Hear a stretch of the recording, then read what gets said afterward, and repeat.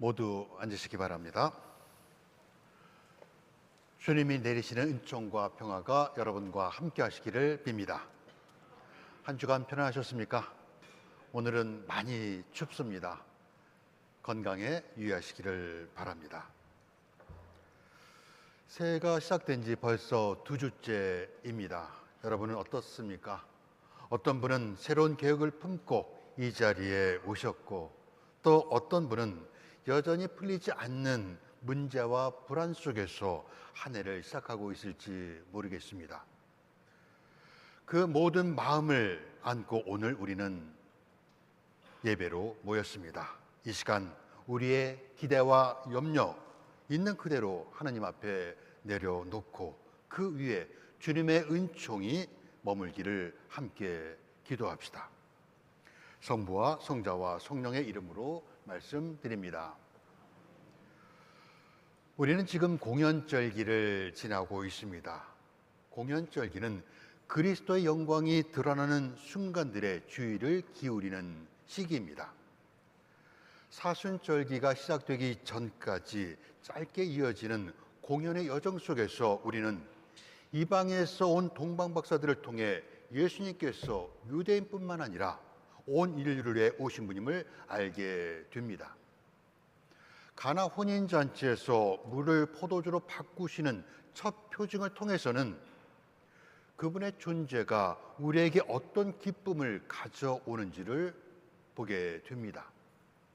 그리고 공연절기의 마지막 주일, 사순절 전주일에 우리는 산 위에서 예수님의 모습이 해처럼 밝게 빛나는 변모 사건을 읽으며 그리스도의 영광이 세상 안에서 어떻게 드러나고 비추는지를 다시 한번 바라보게 됩니다. 이 공연의 흐름 속에서 오늘 우리는 주님의 세례축일을 맞이합니다. 주님의 세례축일 전날인 어제는 5명의 아이들이 유아 세례를 받았습니다. 예수님의 생애에서 중요한 전환점이 되는 이날, 복음은 주님의 세례를 통해 예수님을 깊이 바라보고 그분 안에 계신 하느님을 보라고 우리를 초대하고 있습니다. 지난 주일은 공연 대축일이었습니다. 그때 예수님은 그 위에 누워 계신 아기였습니다. 그런데 오늘 복음에서 우리는 어엿한 성인이 되어 요르단강에서 세례를 받으시는 예수님을 만나게 됩니다. 세월을 훌쩍 뛰어넘었습니다. 그 사이에 많은 일들이 일어났습니다. 예수는 성장하며 아버지 요셉에게 목수의 일을 익혔고 다른 유대 아이들처럼 토라를 배웠을 것입니다. 루가복음에는 요셉과 마리아가 12살 된 예수를 잃어버리고 이곳저곳 찾아 헤매며 애를 태우는 장면이 오래된 영화의 한 컷처럼 전해지고 있습니다. 그러나 예수님의 공적인 사역은 오늘 요르단강에서 세례를 받는 것에서부터 시작됩니다. 그런데 하나님의 아들이신 예수님께서 왜 세례를 받아야 했습니까? 이 질문은 오랫동안 논쟁의 대상이었습니다. 세례자 요한조차 이 질문 앞에서 주저했습니다. 요한의 세례는 회개를 위한 것이었으니 예수님에게는 필요 없는 것이었습니다. 그러나 예수님은 지금은 내가 하자는 대로 하여라. 우리가 이렇게 해야 하느님께서 원하시는 모든 일이 이루어진다고 말씀합니다.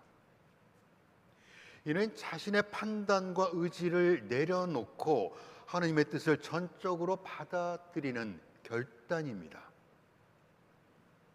오랫동안 세례는 원죄를 씻는 표시로 이해해 왔습니다.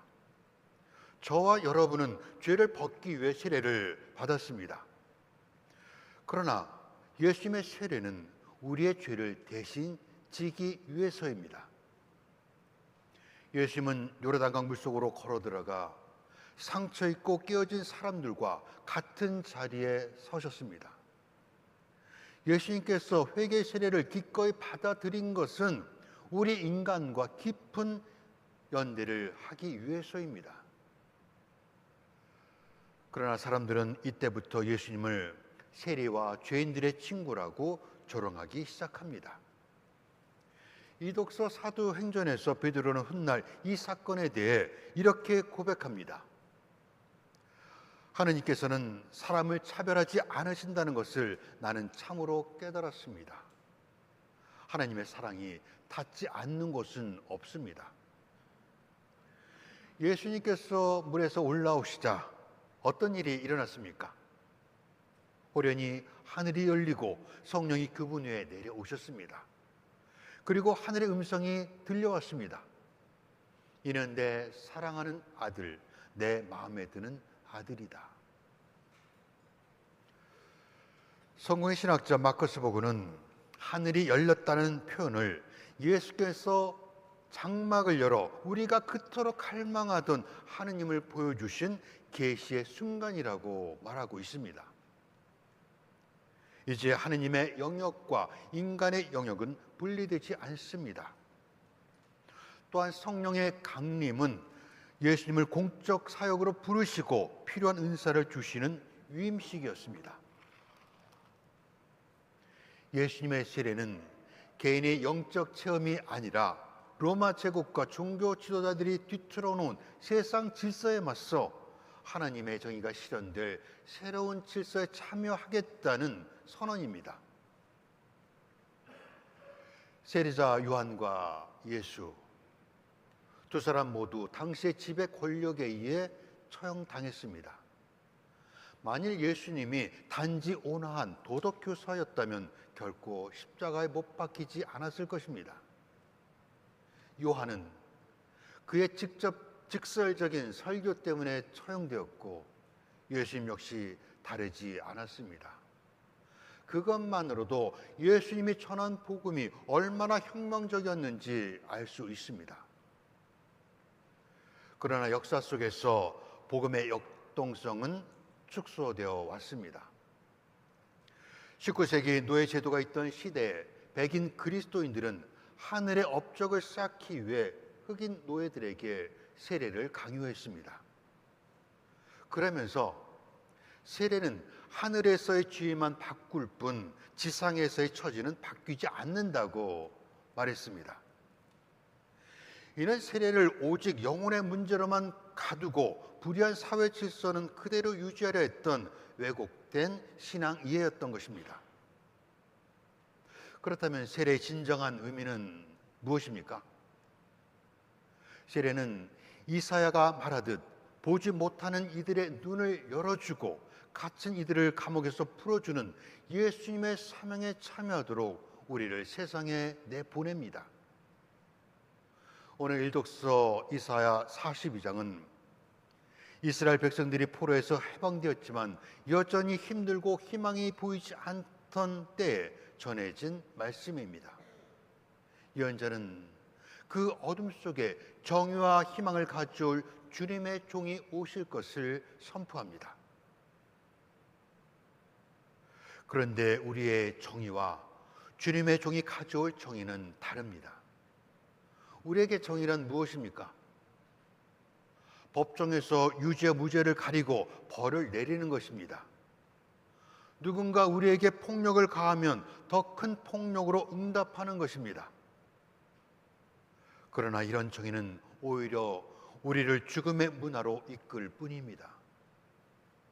반면 성서가 말하는 하나님의 정의는 다릅니다. 이사야서는 주님의 종이 어떻게 하나님의 정의를 이 땅에 세우는지를 분명히 증언하고 있습니다. 그는 소리치거나 고함을 지르지 않으며 갈대가 부러졌다 하여 잘라버리지 아니하고 심지가 깜빡거린다 하여 등불을 꺼버리지 않는다. 이사야가 말하는 주님의 종은 정복자가 아니라 작고 보잘것없는 자들을 무시하지 않으며 어둠 속에 있는 자들을 풀어주는 해방자로 오십니다. 우리의 정의는 복수와 힘과 적대감의 정의입니다.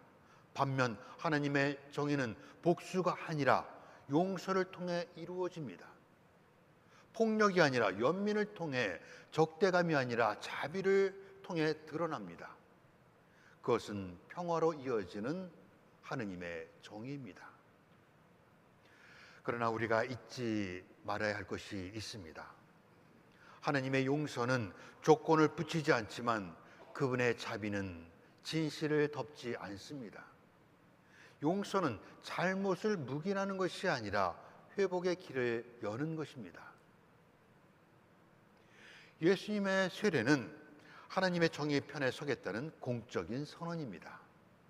쓰러진 사람을 일으켜 세우고 지친 이들의 짐을 덜어주고 잘못된 것을 바로잡는 하느님의 일을 이루겠다는 언약입니다. 그리고 예수님께서는 그렇게 살아내셨습니다.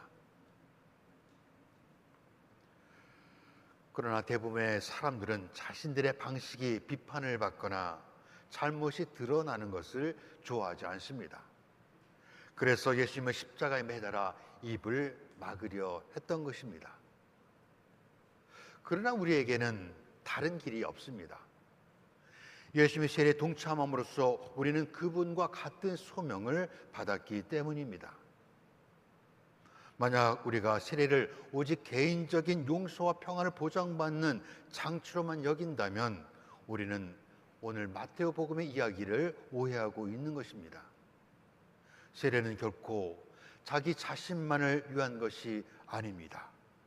우리는 먼저 사랑을 받았기에 사랑하며 살아가도록 세례를 통해 부름받게 됩니다. 그렇다면 이 모든 세례에 관한 주제에서 가장 중요한 것은 무엇입니까? 그것은 세례가 우리에게 새로운 정체성을 부여한다는 것입니다. 예수님은 세례를 통해 예언자, 대사제, 왕으로 기름 부음 받았습니다. 우리의 세례도 그렇습니다. 우리가 받은 세례에서 사제는 이마에 십자가의 표를 그리며 이렇게 선언합니다. 그대는 세례를 받음으로써 성령의 날인을 받았으며 영원히 그리스도의 자녀가 되었습니다. 기억하십니까? 세례를 통해 예수님과 결합된 우리 또한 같은 정체성을 부여받았습니다. 요르단강에서 들려온 이는 내 사랑하는 아들, 내 마음에 드는 아들이다 하는 하늘의 음성은 예수님만을 향한 말씀이 아니었습니다. 이 선은 그분 안에서 세례받은 우리 모두에게로 확장됩니다. 먼저 우리는 세례를 통해 예언자적 지체가 됩니다. 예언자는 어떤 사람입니까? 하나님께서 이렇게 말씀하신다라고 전하는 사람입니다. 우리의 소명은 세상에 하나님은 사랑이시며 하나님은 용서이심을 선포하는 것입니다. 전한다는 것은 살아낸다는 뜻입니다. 살아낸다는 것은 우리가 있는 자리에서 사랑하고 용서하며 돌보는 공동체가 어떤 모습인지를 선언이나 말이 아니라 우리의 실제 삶으로 보여주는 것입니다. 또한 우리는 그리스도의 사제적 지체가 됩니다. 사제는 하나님 앞에서 사람들을 대표하고 사람들 앞에서 하나님을 대리합니다. 사제로서 우리는 세상의 고통을 함께 나누고 하나님의 위로를 세상에 전합니다. 그리고 우리는 그리스도의 왕적 지체에 참여합니다. 선한 왕들은 하나님을 위해 세상을 다스리고 약하고 가난한 이들을 돌봅니다. 왕으로서 우리는 하나님께서 맡기신 이 땅과 모든 생명을 돌보고 사랑하며 섬기는 일에 참여합니다. 세례자 요한의 세례는 장차 예언자요 대사제이며 왕으로 오실 메시아를 기다리는 미래적 표징이었습니다. 그럼 우리의 세례는 무엇입니까? 이미 오신 메시아를 기억하고 지금도 살아계신 메시아를 고백하며 다시 오실 메시아를 기다리는 현재적 사건입니다. 새로운 마음과 새로운 상상력 없이 새로운 하나님 나라에 참여할 수 없습니다. 세례는 바로 이 방향 전환을 우리에게 요구하고 있습니다.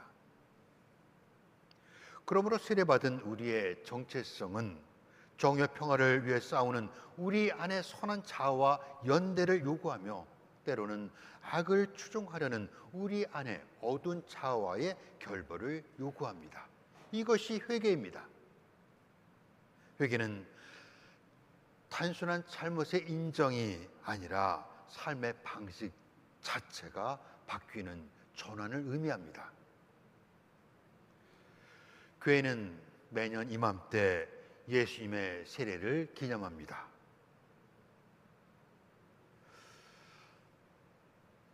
하지만 우리의 세례는 시간이 흐르면서 그때 감동은 점점 옅어지고 어느새 익숙해진 신앙생활을 그저 여가 활동쯤으로 여기게 되거나 축복과 평안이 신앙의 유일한 목표가 되어버렸을지도 모릅니다. 그런 우리에게 예수님의 세례 축일은 우리 영혼 깊은 곳에 남아있는 세례 기억 속 불씨를 다시 한번 불러일으키는 날입니다. 예수님이 받으신 세례의 폭발성을 상상해 보십시오. 하늘이 열리고 성령이 그 위에 내려오고 하늘의 음성이 들려왔습니다. 그 세례에 참여한 우리가 하나님께서 주신 은사와 능력을 선하게 사용한다면 세상은 분명 달라질 것입니다. 우리의 개인적 신앙 체험이 우리 안에 머물지 않고 사회적 결과를 낳도록 살아야 합니다. 그것이 그리스도인의 사명이고 의무입니다. 하나님의 손길이 한 번이라도 스쳐간 이들은 이전으로 돌아갈 수 없습니다. 세례는 우리와 하나님의 관계를 변화시킵니다. 예언자 이사야는 이렇게 노래합니다. 여기에 나의 종이 있다. 내가 믿어주는 자, 마음에 들어 뽑아 세운 나의 종이다. 이 말씀은 예수님을 가리키는 동시에 세례받은 우리 한 사람 한 사람을 지목하여 하신 말씀입니다. 저와 여러분은 사랑받는 존재이며 하나님께서 기뻐하시는 사람들입니다. 하나님의 사랑받는 아들과 딸, 이것이 세례가 우리에게 준 새로운 이름입니다. 금년 한 해 어디에 있든 무엇을 하든 이 이름을 기억하며 하나님의 정의와 평화를 드러내는 삶을 살아가십시오. 성부와 성자와 성령의 이름으로 말씀드렸습니다.